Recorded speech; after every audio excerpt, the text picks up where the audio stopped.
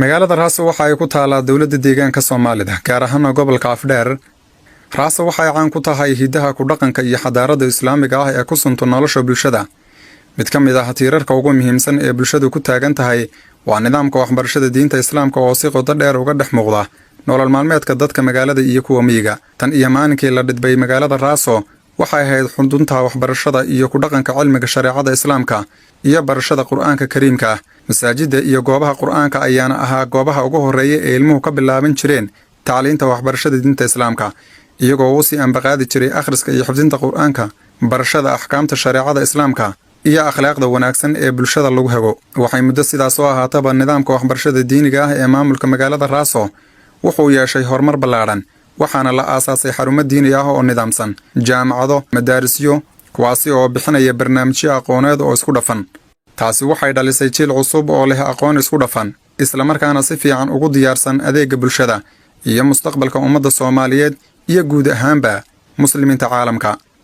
culimada maamulka magaalada Raaso ayaa door weyn ka ciyaaray horumarinta nidaamka waxbarashada diinta Islaamka, waxayna ahaayeen kuwo ku adkaystay in la dhiso dugsiyo Qur'aan oo heer sare ah, waxaana laga guuleystay caqabadihii taagnaa xilliyadii hore. ardayda ka soo baxda xarumahaasi maanta waxay ka shaqeeyaan gudaha iyo dibadda maamulka magaalada Raaso, iyagoo sumcad wanaagsan u soo hoyiyey magaca maamulka magaalada Raaso. magaalada Raaso waxay sidoo kale caan ku tahay xafladaha qalinjabinta dugsiyada diinta Islaamka lagu barto, abaalmarinta ardayda bixisa dadaal dheeri ah, kuwaasi oo isu bedelay xaflada dhaqan diimeed ah, laguna dhiirigelinaya ardayda da'da yar in ay ku daydaan kuwii ka horreeyey. waxbarashada diiniga ah ee maamulka magaalada Raaso waa tiir ka mid ah midnimada iyo wadajirka bulshada reer Raaso, waxayna taasi ka turjumaysaa baahida dadka deegaanka ee ah in jiilka soo socda lagu barbaariyo cilmiga Qur'aanka Kariimka ah, akhlaaqda wanaagsan iyo aqoonta sharciga ku salaysan. taasina waxay Raaso ka dhigtay mid ku suntan taariikhda waxbarashada shariicada diinta Islaamka. السلام عليكم ورحمة الله وبركاته. halkani waa magaalada Raaso, maamulka magaalada Raaso dawladda deegaanka Soomaalida. gaar ahaan waxaan ku suganahay jaamacadda magaalada Raaso ee Raaso University. waa jaamacaddii Islaamiga ahayd ugu horeysay ee laga aasaasay guud ahaanba dalkan Ethiopia. jaamacaddan dhismaheeda oo soo bilowday September bishii hore ee sanadkii 2024 ayaa guud ahaanba waxay maraysaa gabagabo. jaamacaddu waxay ka kooban tahay qaybaha kala duwan ee nidaamka jaamacadeed sida galaasruumyadii ama goobihii waxbarashada, goobihii caafimaadka, goobihii maamulka, goobihii cibaadada, goobihii cuntada iyo qaybo kale oo aan weli iyagana aan dhammaan. inteeda badan jaamacaddu waxay u muuqataa mid gabagaba ah oo dhismayaasheeda ay gabagaba yihiin, halka qaar badan oo ka midina ay gabagaboobeen. waxaana ii muuqata ama guud ahaanba muuqata jaamacaddu in awood xoog leh ay ku dhaqaaqday dhismaheedu muddo yar oo kooban oo 11 bilood iyo wax yara lagu gabagabeeyey. taas jaamacaddan dhismaheeda waxaa iska kaashaday shacabka magaalada Raaso, waxaana muuqata in awooddii la isu geeyey muddo yar gudaheed ay ku noqotay mid miro dhala oo natiijo fiican lagaga gaadhay. 23 bishii Sebtembar 2025 magaalada Raaso ayaa martigelisay munaasabad taariikhi ah oo xadhiga looga jareeyay dhismihii ugu horreeyay ee ay yeelatay jaamacadda Raaso Islamic University, kaasi oo dhismihiisu bilowday 22 Sebtembar sanadkii 2024. munaasabadan ayaana lagu tilmaamay guul weyn oo shacabka ka soo jeeda maamulka magaalada Raaso ay ku xaqiijiyeen isku tarshi bulsho oo aan noociisa hore loo arag, taariikhna aan lagu haynin geyga ay Soomaali degto. waana halka duruucda sheekadeenu ay isugu biyo shuban doonto. dhismaha jaamacaddu wuxuu ahaa mid ka yimid baahi xoogan oo bulshada reer Raaso ay u qabtay xarun waxbarasho oo heer jaamacadeed ah, taasi oo ka madax bannaan deeqa shisheeye, sida ay sheegeen mas'uuliyiinta gacanta ku haysa jaamacadda Raaso Islamic University. hase ahaatee ma aysan ahayn mid ku timid si fudud ee waxay ahayd mid ku timaaday in rag badan naf iyo maalba ay u huraan sidii ay u gaadhi lahaayeen yoolka jaamacadda Raaso Islamic University oo noqonaysa jaamacaddii ugu horreysay oo islaami ah oo laga dhiso guud ahaanba dalkan Ethiopia. gabdho badan ayaana bixiyey siliskoodii dahabka ahaa ee qoorta uga lalmaday si ay guul uga gaadhaan yoolka midaysan ee bulshada, kaasi oo ah in mar uuna ay arkaan natiijada ay naawilayeen oo ah dhismo jaamacad islaami ah oo saamaysa guud ahaanba bulshada Soomaaliyeed in laga dhiso maamulka magaalada Raaso. munaasabadda xadhig jarka waxaa ka soo qayb galay boqolaal qof oo isugu jiray mas'uuliyiin heerar kala sarreeya ah oo isugu jiray heer federaal ilaa iyo heer deegaan, kuwaasi oo ugu horreeyay madaxweynaha dowladda deegaanka Soomaalida mudane Mustafa Maxamed Umar iyo qaar ka mid ah golihiisa wasiirada waxaana halkaas laga soo jeediyay khudbado lagu bogaadinayo dadaalka bulsho iyo geed socodka dheer ee dhismahani uu soo maray waxaase martidii ka soo qayb gashay la yaab ku noqotay in bulsho degan hal degmo oo aan haysanin dhaqaale ka baxsan xoolo dhaqata beeriley ay dhisaan dhismaha jaamacadeed ee inta dhan jaamacaddu dhismaheeda aan darratan la furay iyo muuqaalkeeda cajiib ah sida loo dhisay waxaad moodaa culimada raaso maskaxdooda inay si aad kor ugu qaadeen iyaga oo saan sheegnay dad aan jaamacad inta badan ka soo bixin oo dad handase iyo dhismo ka soo baxay ay ku yar yihiin in ay dhismo casri ah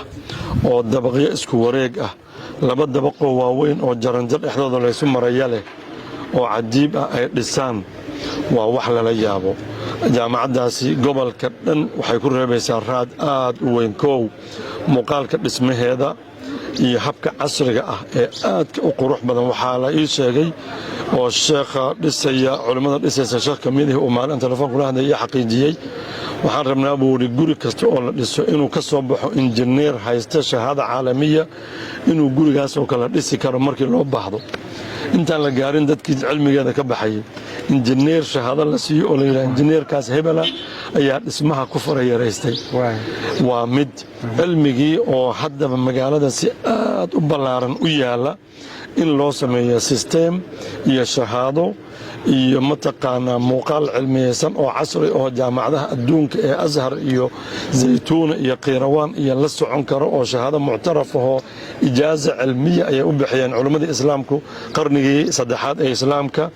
ayaa loo bixiyay ijaaza cilmiya ardaygu intuu sheekha 10 sano 20 sano ag fadhiyo kadib la siiyo ijaaza cilmiya inuu fiqhiga noocaas cilmiga noocaas faafin karo marka jaamacaddu waxaan isleeyahay raad weyn dhisma ahaan waxaa la isu keenay culimmadii Suudaan iyo Yemen iyo Soomaaliya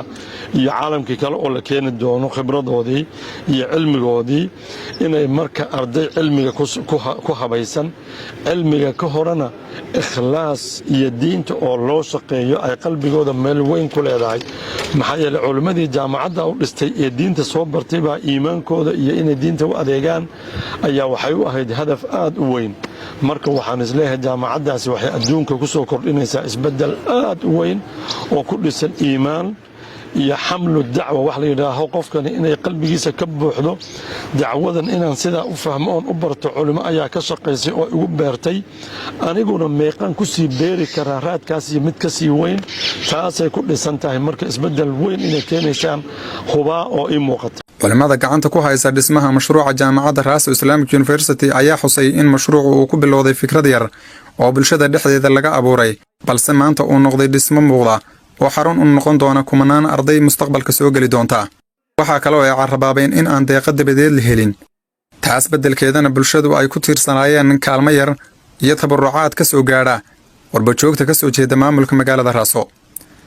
jaamacadda Raaso runtii si la sheegay waa jaamacaddii ugu horeysay ee ka hirgasha islaamiga nooceeda wadanka gudihiisa arinta marka waxaan dhigi karaa sababteeda waa laba qaybood runtii dadaalka iyo juhuudda badan ee diinta khidmadeeda iyo kor u qaadisteeda ee reer Raaso ay wadeen ee u waday gaar ahaan hogaaminayay in badan u soo daala jiray شيخنا وين عالمك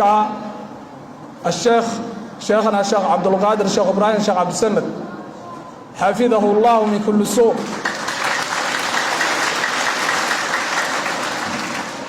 ذلك وقت دير منذ عمره انت دادي سلطة وكسو بحيي أي لا يصور تقال وقت دقاي إن أي راسو جامعة كوبادي أو الرئيس الإسلامي إن كيرقشو وحسابك الله هذا isbedelka furfuran ee ka hirgalay wadanka guud ahaan iyo deegaankeena gaar ahaanba maca dalika waxa lagu mashquulsanaa oo bulshada reer Raaso dhammaan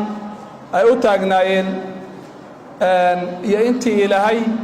waxa way fursad uga siiyay dhismahan ballaaran aynu aragno runtii dhismahan ballaaran iyo inta uu ka kooban yahay hadda waa fayskii koowaad fayskii labaadna beedin rabbu ku daba jiraa kii saddexaadna uu ku sii jiraa ilaa laga dhameystiro jaamacadda inta adeegeeda ku filan laga dhammaystirayo waan arrin go'aan ah juhuuddaas dadkii howlwadeenka ka ahaa inay shaqada dhammaystiraan arrin ka go'an weeye laakiin dhismahan hadda inoo dhammaaday runtii waa dhisme aad u ballaadhan oo ah 10 baloon buu ka kooban yahay oo gurigan weyn ee qaaligii hadda aan fadhina uu ka mid yahay waxaa ku baxay runtii dhaqaale aad u badan iyadoo bulshada xooggeedii iyo xoolaheedii waqtigoodii intaba ay ku adeegeen dhaqaalaha ku baxay dhismaha qaybta hore oo gaadhaya 406 milyan dhibic 3 lacagta birka 406 milyan dhibic 3 gaadhaya dhaqaalahaas boqolkiiba 90 bulshada reer Raaso ka soo baxay ama had noqoto qaran joogtooda ama qurba joogtooda ha noqoto boqolkiiba 10 dad ahlul khayra oo muxsiniina oo khayr jecel ba ka faa'iideystay insha Allah waxaan rajaynaynaa dhismaha kale ku xiga ee fayska labaad iyo fayska saddexaadna sida ay soo qurux badan inay u dhamaato oo u dhiganto mas'uuliyiinta ka soo qayb gashay ayaa ku tilmaamay furitaanka dhismaha jaamacadda Raaso Islamic University mid ka mid ah guulaha ugu waaweyn ee waxbarasho ee gobolka Geeska Afrika iyaga oo ballan qaaday in dawladda deegaanka Soomaalidu ay taageerad siin doonto jaamacadda Raaso Islamic University maadaama aysan hadda ka hor gacan muuqata ka geysanin isxilqaanka bulsho ee dhismaha jaamacadda Raaso Islamic University si ay jaamacaddu u noqoto tiir waxbarasho iyo cilmi baadhiseed oo ka dhex iftiima gobolka Geeska Afrika jaamacadan oo lagu dhisay isku tashi bulshada reer Raaso ay samaysay dal iyo dibadba waxay tusaale u noqon kartaa deegaankeenna haday noqoto waxbarashada haday noqoto adeegyada aasaasiga ah haday noqoto horumarka bulshadu iskeed haday nabad u hesho oo dawlad garab taagan ay hesho iskeed inay u dhisan karto arintaasi bogaadin bay mudan tahay waxa tusaale u tihiin deegaankooda waxaan jeclahay in lagu daydo oo dadaalada noocan oo kaliya ay ballaadhaan jaamacadda Raaso baraanjiga ay ku yeelato Jigjiga ay ku yeelato gobolada oo dhan ay ku yeelato wadanka jaamacad caalami ah inay noqoto inta markaan ka tago waqtigu waa cidhiidhi qoraxduna ay kulushahay waxaan leeyahay anigoo ku hadlaya afka bahda waxbarashada iyo xafiiska waxbarashada waxaan diyaar u nahay inaan garab istaagno jaamacaddan inay sii hana qaado aan ka qayb qaadanno sidii ay u noqon lahayd jaamacad gaadha yoolasha ay leedahay sidii ay u noqon lahayd mid soo saarta jiilal ku hubaysan akhlaaq iyo diin iyo cilmi waxaan kaloo aan ka shaqayn doonaa insha Allah ta'ala si dhow inaan maamulka jaamacadda ula shaqayno kulli hadal badan oo inta ka badan oran maayo farxadan idila wadaagaya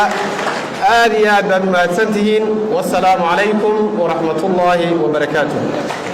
dhismahani waxa uu calaamad u yahay marxalad cusub oo waxbarasho oo Raaso ay cagta saartay waxaana lagu tilmaamay bilow cusub oo ku saabsan sidii dhalinyarada deegaankaasi ka soo jeeday iyo guud ahaan bagayga Soomaaliyeed ay heer sare uga gaari lahaayeen waxbarashada islaamiga ah tan waxay fursad u noqonaysaa bulshada muslimiinta ee ku nool guud ahaan Geeska Afrika sida ay sheegeen mas'uuliyiinta jaamacadda Raaso Islamic University